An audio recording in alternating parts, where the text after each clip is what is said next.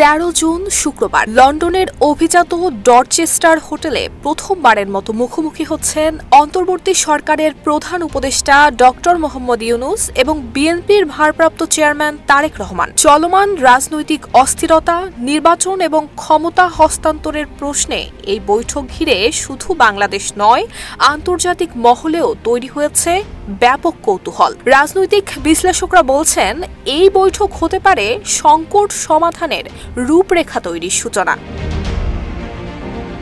দেশের চলমান রাজনৈতিক অস্থিরতা, নির্দলীয় সরকারের দাবি এবং আসন্ন জাতীয় নির্বাচনকে ঘিরে প্রধান দুই পক্ষের এই বৈঠক নিয়ে দেশে বিদেশে শুরু হয়েছে নানান আলোচনা এবং প্রত্যাশা। লন্ডনের স্থানীয় সময় সকাল 9টা থেকে 11টা পর্যন্ত এই বৈঠক অনুষ্ঠিত হবে। সিল্কোর সিল্ক অ্যান্ড শাইন, যাতে আছে আর্গান অয়েল ও ওট প্রোটিনের গুডনেস, যা আপনার চুলকে রাখে হেলদি অ্যান্ড শাইনিং। যুক্তরাজ্যে সফররত অধ্যাপক ইউনূসের সময়সূচিতে এই বৈঠককে গুরুত্বের সঙ্গেই দেখা হচ্ছে। রাজনৈতিক বিশ্লেষকরা বলছেন, এটি হতে পারে সংকট সমাধানের সম্ভাব্য ভিত্তি।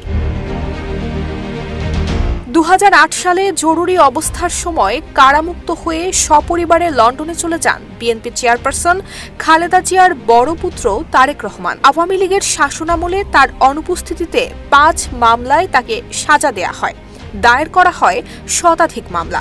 আদালতের চোখে তারেক রহমান হয়ে যান পলাতক আসামি। এমনকি তার বক্তব্য, বিবৃতি প্রচারেও আসে নিষেধাজ্ঞা। এর মধ্যে পাসপোর্টের মেয়াদ ফুরিয়ে যাওয়ায় তারেক রহমানকে যুক্তরাজ্যে রাজনৈতিক আশ্রয় নিতে হয়। ছোট ভাই আরাফাত রহমান কোকোর মৃত্যু আর মায়ের কারাগারে যাওয়ার মতো দুঃসময়েও তার দেশে ফেরা হয়নি। জুলাই অভ্যুত্থানে আওয়ামী লীগ সরকারের পতনের পর পাল্টে যায় পরিস্থিতি।